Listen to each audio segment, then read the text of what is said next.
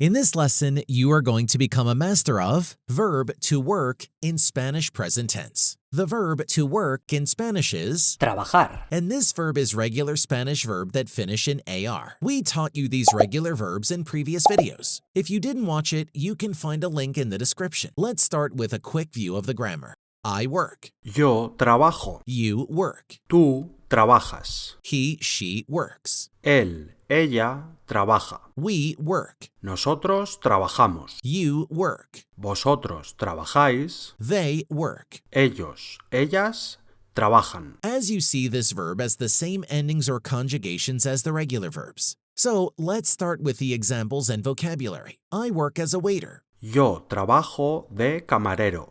She doesn't work as a waitress. Ella no trabaja de camarera. Do you work in a big company? ¿Trabajas en una empresa grande? We work in a tech company. Trabajamos en una empresa tecnológica. They don't work in the office. Ellos no trabajan en la oficina. Does Alberto work in the university? ¿Alberto trabaja en la universidad?